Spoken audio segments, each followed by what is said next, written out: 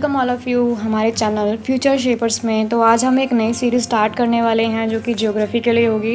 ये जो सीरीज़ होगी ये आपके हर कॉम्पिटिटिव एग्ज़ाम के लिए बहुत फ़ायदेमंद रहने वाली है। तो आज हम इसकी फ़र्स्ट क्लास देखने वाले हैं जिसमें मैं आपको इसको एक्सप्लेन करूँगी हिंदी और इंग्लिश दोनों लैंग्वेज में, क्योंकि अगर आपको हिंदी में नहीं समझ में आता आप इंग्लिश में देख सकते हैं, एंड इंग्लिश में नहीं आता है समझ में तो आप हिंदी में समझ सकते हैं।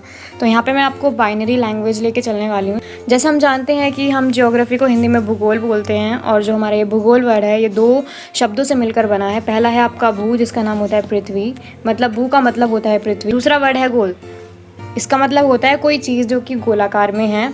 तो इन दोनों को जब हम मिला देते हैं तो क्या बन जाता है आपका भूगोल।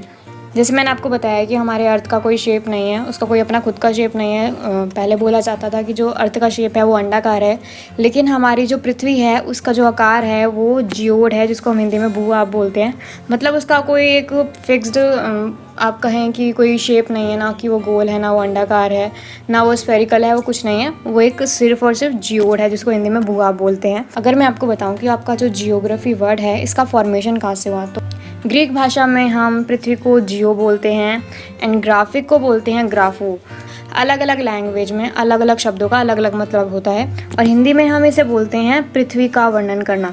आपका जियो का मतलब पृथ्वी हो गया, एंड ग्राफी का मतलब हो गया वर्णन करना। मतलब पृथ्वी का वर्णन करना ही आपका भूगोल कहलाता है, जो कि हमारा भूगोल सब्जेक्ट है। जैसे मैंने आपको बताया कि भूगोल का जो तात्पर्य होता है वो आपकी पृथ्वी का अध्ययन करना है, मतलब कि स्टडी ऑफ अर्थ, मतलब अर्थ के बारे में सारी इन्फॉर्मेशन निकालना कि अर्थ पे कितने कॉन्टिनेंट्स हैं, कितने ओशंस हैं, वो कैसे इंटरचेंज करता है अपने एलिमेंट्स को, कैसे काम करता है। तो इन सब को हम क्या बोलते हैं, आपका भूगोल। तो ये बेसिक जानकारी थी हमारे भूगोल सब्जेक्ट के बारे में। तो अगर आपको पता होगा कि जो हमारा भूगोल के पिता को माना जाता है वो हेरोडोटस को माना जाता है।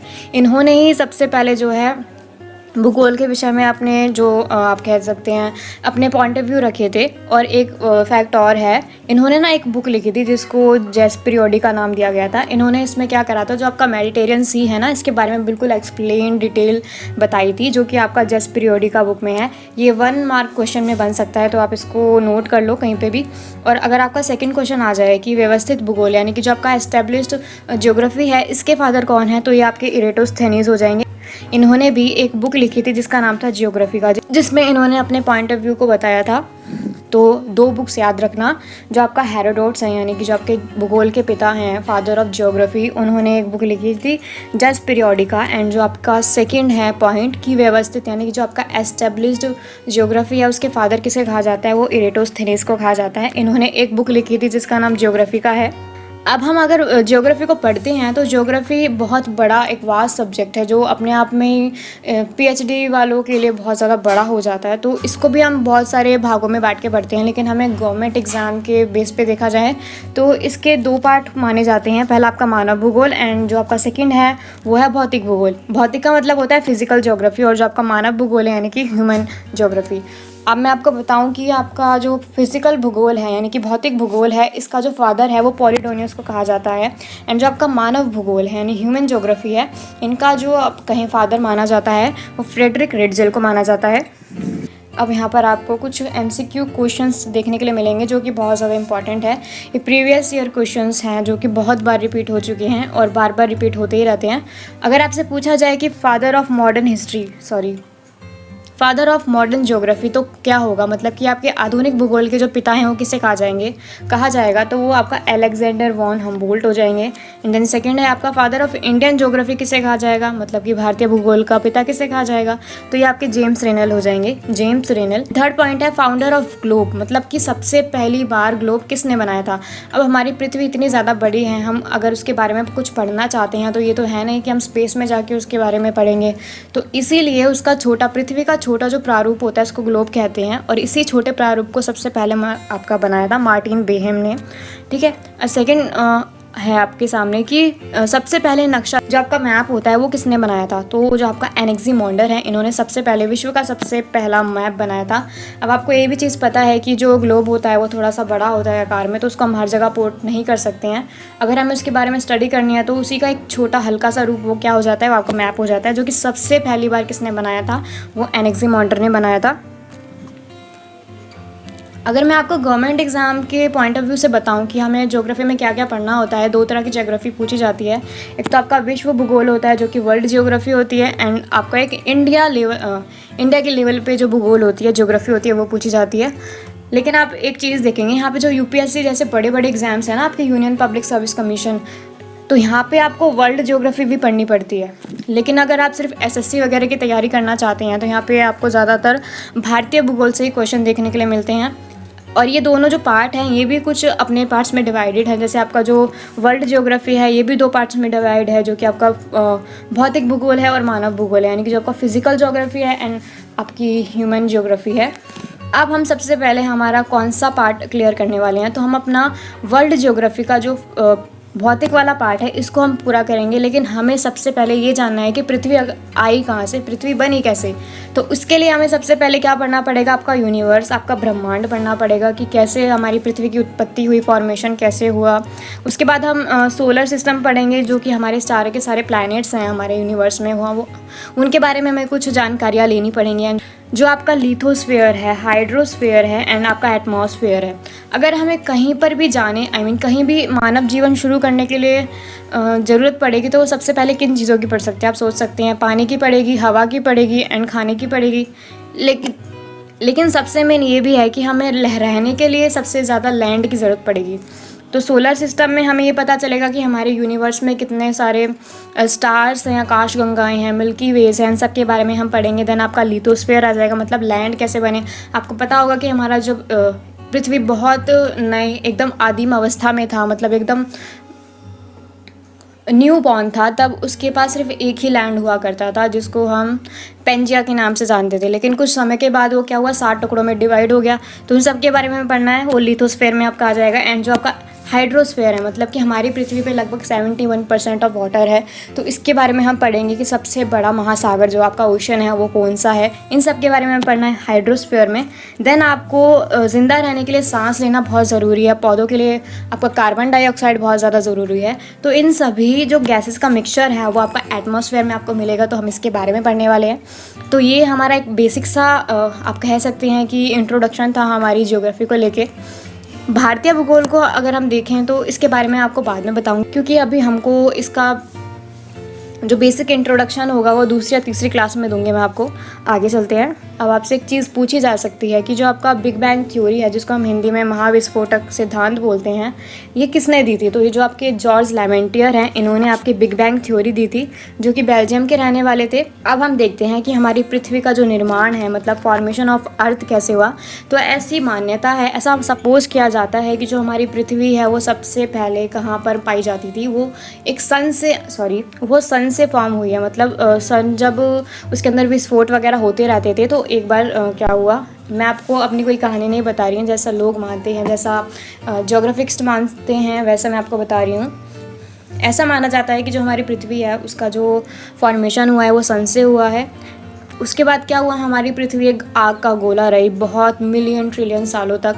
उसके बाद क्या हुआ, आपकी जो पृथ्वी थी इसके ऊपर आइस एज आ गई, मतलब पूरी पृथ्वी पे क्या है, बर्फ़ जम गई, हर जगह बर्फ़ वहाँ पे, और जीवन पॉसिबल ही नहीं था, वहाँ पे कोई स्पीशी नहीं थी जब जीने के लिए। जब आपकी पृथ्वी जल रही थी ना, तभी यहाँ पे सारी गैसेस वगैरह फॉर्म हो रही थी। उसके बाद क्या हुआ, आपकी जो पृथ्वी गर्म थी वो पहले आइस एज में बदल गई, मतलब वहाँ पे बहुत सालों तक आइस एज चली। लेकिन उसके बाद क्या हुआ, जो आपकी पृथ्वी थी वो ठंडी हो गई। अब ठंडी होने के बाद जो बर्फ़ थी वो पिघल गई और वो पानी का रूप ले लेती है, और जो लैंड बचा, जो लावा बचा, जो ठंडा हो गया, उससे क्या बन गया, लैंड वगैरह बन गए। तो जो पूरा का पूरा लैंड बना था, हमने उसको पेंजिया नाम दिया, जो कि बाद में जाके 7 पार्ट्स में डिवाइड हो गया। तो जब सारे कॉन्टिनेंट जुड़े हुए थे तो उसको एक नाम दिया जाता था, वो पेंजिया नाम था। एंड जो आपके 5 महासागर थे वो पहले एक ही हुआ करते थे, तो उसको हम क्या बोलते थे, पैंथालासा बोलते थे। तो इतनी बात आपको समझ में आ गई होगी। फिर साल बीतते चले गए, और फिर क्या हुआ कि जो आपका पेंजिया लैंड था वो 2 टुकड़ों में डिवाइड हो गया। जो ऊपर वाले हिस्से को हमने लोरेशिया का नाम दिया, और जो नीचे वाला हिस्सा था हमने उसको क्या नाम दिया, गोंडवाना लैंड। एंड इन्हीं दोनों लैंड के बीच में जो सी था उसको हमने टेथिस सागर नाम दिया। ये कम से कम 200 मिलियन साल पहले की फ़ोटोज़ है, मतलब 200 मिलियन साल पहले आपके जो सातों के सातों कॉन्टिनेंट थे वो जुड़े हुए थे, जिसको हम पेंजिया कहते थे। लेकिन कुछ समय के बाद उन दोनों में टकरार आ गई, मतलब वो 2 पार्ट्स में डिवाइड हो गए। तो जो ऊपर वाला हिस्सा था उसको हमने लॉरेशिया का नाम दिया, और जो नीचे वाला हिस्सा था उसको हमने गोंडवाना का नाम दिया, और जो उनके बीच में सागर था उसको हमने टेथिस सागर नाम दिया। अब ऐसे ही कुछ साल बीतते चले गए और हमारी पृथ्वी में मूवमेंट बनती रही। उसके बाद क्या हुआ, जो हमारा अर्थ है इसका जो पेंजिया था वो पहले 2 पार्ट्स में डिवाइड हुआ, आपका लॉरेशिया और आपका गोंडवाना लैंड।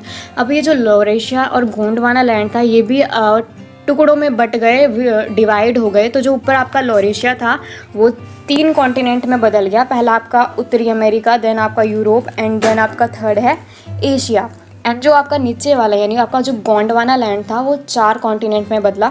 सबसे पहला आपका साउथ अमेरिका बन गया, फिर जो बीच वाला था आपका वो आपका अंटार्कटिका बन गया, और थर्ड आपका बना अफ्रीका, एंड जो सबसे छोटा कॉन्टिनेंट माना जाता है वो ऑस्ट्रेलिया बन गया। ठीक है, तो ऐसे ही हमारी जो अर्थ के ऊपर कॉन्टिनेंट का फॉर्मेशन हुआ वो कुछ ऐसे माना जाता है। उसके बाद हमारी जो पृथ्वी थी उस पे कॉन्टिनेंट तो बन गए, लेकिन अब इस पे जो पानी था उसका भी थोड़ा सा आप कह सकते हैं विभाजन हो गया, मतलब हर कॉन्टिनेंट के बीच में कोई सागर आ गया, तो इनके भी हमने नाम दे दिए इन्हें। तो इन्हीं सभी के बीच में क्या हुआ कि हमारे 5 जो ओशंस हैं, मेन ओशंस हैं, उनका क्या फॉर्मेशन हुआ। सबसे पहले आपका पैसिफिक ओशन बना, देन बना आपका एटलांटिक ओशन, देन बना आपका इंडियन ओशन, देन बना आपका सदर्न ओशन, एंड जो आपका 5th और सबसे छोटा ओशन माना जाता है वो आपका आर्कटिक ओशन है। अब इन सब के बारे में आपको मैं कुछ फैक्ट बताती हूँ, लेकिन हमेशा एक क्वेश्चन आता है कि जो जितने भी कॉन्टिनेंट्स हैं उन सभी को सीरीज़ वाइज लगाओ, मतलब सबसे पुराना, सबसे नया, फिर उसके बाद कौन कौन सा बना। तो सबसे पहले जो आपका बना था वो एशिया को माना जाता है। सबसे पुराना जो आपका कॉन्टिनेंट है वो एशिया है, जिसको हम विषमताओं का महाद्वीप बोलते हैं, मतलब यहाँ पे कंट्री ऑफ कॉन्ट्रास्ट बोला जाता है इसे। देन आपका बना अफ्रीका, जो कि अंध महाद्वीप है। अंध महाद्वीप क्यों है, क्योंकि यहाँ पे अंधेरा बहुत ज़्यादा रहता है, इसलिए इसको हम डार्क कॉन्टिनेंट भी बोलते हैं। देन आपका थर्ड बना नॉर्थ अमेरिका। इसमें क्या था, इसमें बहुत सारी आपको झीलें देखने के लिए मिल जाएंगी, तो इसलिए इसको हमने बोला महान झीलों का महाद्वीप, यानी कि ग्रेट लेक्स का लैंड। क्या नाम है उसका, नॉर्थ अमेरिका। देन 4th पे आपका आता है साउथ अमेरिका, जो कि पक्षियों का महाद्वीप है। यहाँ पे बहुत सारे स्पीशीज़ वाले बर्ड्स आपको देखने के लिए मिल जाएंगे। देन आपका साउथ अमेरिका के बाद बना अंटार्कटिका, जो कि श्वेत महाद्वीप है। यहाँ पे आपको जीवन मुझे नहीं लगता संभव हो सकता है, क्योंकि यहाँ पे सिर्फ और सिर्फ बर्फ़ जमी हुई है, कोई जीवन यहाँ पे बहुत मुश्किल है चलना। एंड देन आपका जो लेकिन लास्ट सेकंड बना वो आपका यूरोप बना, जिसको हम मैदानों का महाद्वीप बोलते हैं। यहाँ पे बहुत सारे मैदान हैं और बहुत घने घने मैदान हैं। एंड देन जो आपका लास्ट और सबसे छोटा महाद्वीप था जो सबसे लास्ट में बना, उसको हमने बोला ऑस्ट्रेलिया। इसको हम बोलते हैं ट्रस्टी लैंड, मतलब यहाँ पे पानी की कमी है इसलिए हम इसे बोलते हैं प्यासी भूमि का महाद्वीप, यानी कि land of trustee continent. Okay, तो ये हमारे 7 कॉन्टिनेंट थे जिनको मैंने आपको सीरीज़ वाइज बताया। पहले आपका एशिया बना, फिर Africa, then North America, South America, Antarctica, Europe and Australia. आगे देखते हैं। अब मैंने आपको कॉन्टिनेंट्स के बारे में बता दिया, अब मैं आपको कुछ ओशंस के बारे में बताती हूँ। तो आपका जो पैसिफिक ओशन है ये सबसे बड़ा और सबसे डीपेस्ट माना जाता है। पूरी पृथ्वी पे जो सबसे डीपेस्ट ओशन है कोई, वो आपका पैसिफिक ओशन है, जिसको हिंदी में हम प्रशांत महासागर बोलते हैं। The Pacific Ocean is the largest ocean covering more than 30% of our earth, मतलब कि सबसे ज़्यादा बड़ा, मतलब पैसिफिक ओशन ने हमारे पूरे अर्थ का 30% जो भाग है उस पर वो फैला हुआ है। एंड देन जो आपका एटलांटिक ओशन है, the Atlantic ocean is situated between the America and Europe. ये जो आपका अटलांटिक ओशन है ये आपका अमेरिका एंड यूरोप के बीच में स्थित है, मतलब सिचुएटेड है। यहाँ पे आप एक चीज़ देखेंगे कि यहाँ पे जो आपके सारे ओशंस है सीरीज वाइज लगे हुए हैं। सबसे पहले आपका पैसिफिक ओशन बनता है क्योंकि सबसे बड़ा है। देन आपका आता है Atlantic Ocean, then Indian Ocean जो कि आपका हिंद महासागर है, सदर्न ओशन एंड आपका आर्कटिक ओशन। तो ये ओशंस के बारे में मैंने आपको कुछ बताया, जिसको हम हिंदी में क्या बोलते हैं। पहला आपका प्रशांत महासागर है, देन अटलांटिक महासागर है, देन है हिंद महासागर, आर्कटिक महासागर और दक्षिणी महासागर। तो ये सारा क्या हो गया, सीरीज वाइज मैंने आपको लगा के बताया। ओके, अब मैं आपको पैसिफिक ओशन के बारे में कुछ फैक्ट बताना चाहूँगी। जो आपका प्रशांत महासागर है विश्व महासागरीय घाटियों में सबसे बड़ा और सबसे गहरा है। जैसे मैंने आपको बताया कि जो आपका पैसिफिक ओशन है डीपेस्ट एंड सबसे बड़ा लार्जेस्ट ओशन माना जाता है। लगभग 63 मिलियन वर्ग मील को कवर करने वाला और पृथ्वी पर आधे से अधिक मुक्त पानी युक्त प्रशांत महासागर दुनिया के महासागर घाटियों में अब तक का सबसे बड़ा माना जाता है ये वाला जो क्वेश्चन है। ऐसा भी माना जाता है कि दुनिया के सभी महाद्वीप प्रशांत बेसिन में फिट हो सकते हैं। आप जान सकते हैं कि हमारे 7 कॉन्टिनेंट है वो कितने ज़्यादा बड़े बड़े हैं। वो सातों के सातों प्रशांत महासागर में आराम से फिट हो सकते हैं, इतना वो बड़ा माना जाता है। अब मैं आपको कॉन्टिनेंट्स के बारे में कुछ फैक्ट बताना चाहूँगी कि जो एशिया है वो सबसे बड़ा महाद्वीप माना जाता है और इसके पास दुनिया की सबसे लंबी तट रेखा भी है, मतलब कि जो इसकी साइड है वो सबसे ज़्यादा ओशन के साथ लगती है। यह पृथ्वी की कुल भूमि का क्षेत्र लगभग 1/3 भाग घेरता है। मतलब जो आपका एशिया महाद्वीप है ये पूरे अर्थ का 1/3 जो पार्ट है वो घेरता है। The continents are from largest to smallest, मतलब जो आपका सबसे बड़े से जो छोटे हैं, मतलब सीरीज़ वाइज मैं आपको बता चुकी हूँ। पहला एशिया है, अफ्रीका है, नॉर्थ अमेरिका है, साउथ अमेरिका है, अंटार्कटिका, यूरोप है एंड देन जो आपका सबसे छोटा है वो ऑस्ट्रेलिया है। अब जैसे मैंने आपको बताया था कहीं पर भी जीवन के लिए हवा सबसे ज़्यादा महत्वपूर्ण होती है, सबसे ज़्यादा इंपॉर्टेंट होती है। तो हमारी जो पृथ्वी का एटमॉस्फेयर है वो किस तरह का है, जो सबसे ज़्यादा पास लेयर मानी जाती है हमारी पृथ्वी के, हमारे अर्थ के, वो शोभ मंडल है। देन आपका आता है समताप मंडल, स्ट्रेटोस्फेयर बोलते हैं। देन जो सबसे आपका मिडल वाला लेयर है उसको मध्य मंडल है, यानी कि जो आपका मीजोस्फेयर है वो कहा जाता है। देन जो आपका लास्ट सेकंड है लेयर उसको हम आयन मंडल यानी कि थर्मोस्फेयर बोलते हैं। एंड जो आपका सबसे लास्ट यानी सबसे ऊपर वाला जो लेयर होता है वो माना जाता है आपका एक्सोस्फेयर को। तो ये हमारी जो पृथ्वी है इसका एटमॉस्फेयर है, मतलब कि हमारी पृथ्वी के अराउंड 5 जो लेयर हैं वो पाई जाती हैं। पहला आपका शोभ मंडल है, समताप मंडल है, मध्य मंडल, आयन मंडल एंड बहिर्मंडल, जो कि इंग्लिश में क्या हो जाएगा, ट्रोपोस्फेयर, स्ट्रेटोस्फेयर, मीजोस्फेयर, थर्मोस्फेयर और आपका जो एक्सोस्फेयर है। तो ये हमारी पृथ्वी का क्या है, एटमॉस्फेयर है। अब एक चीज़ आती है कि हमें भारतीय भूगोल में क्या क्या चीज़ें पढ़नी है, तो इसके बारे में हमें माउंटेन्स के बारे में पढ़ना है, मैदान हो गई, झीलें हो गई, नदियाँ हो गई, मृदा हो गई, चट्टान हो गई। तो इन सब के बारे में हम स्टडी करने वाले हैं हमारी आने वाली वीडियोज़ के अंदर। और आपको मैंने एक टर्म और बताया था कि मानव भूगोल, यानी कि जो हमारा ज्योग्राफी है वो 2 पार्ट्स में डिवाइड है, एक आपका फिजिकल है एंड एक ह्यूमन ज्योग्राफी है। तो ह्यूमन ज्योग्राफी में हम लोग क्या पढ़ने वाले हैं,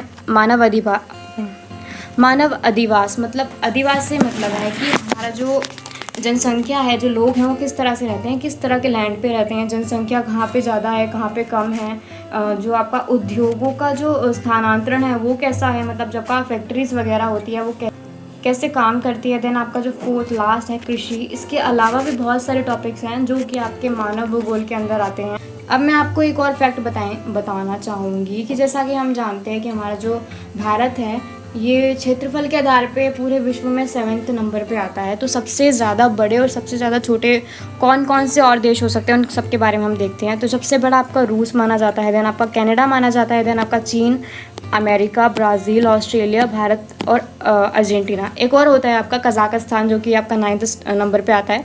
अगर आपको पता होगा कि जो हमारे भारत का क्षेत्रफल है, एरिया है, वो समथिंग 32,87,263 किलोमीटर स्क्वायर है हमारे पूरे भारत का जो भौगोलिक क्षेत्रफल है। Okay, and thanks for watching us. I hope आपको समझ में आया होगा मेरा समझाया हुआ। तो स्टे विद मी क्योंकि आने वाले टाइम में मैं आपको इसका सेकंड पार्ट भी देने वाली हूँ। तब तक के लिए बाय, टेक केयर।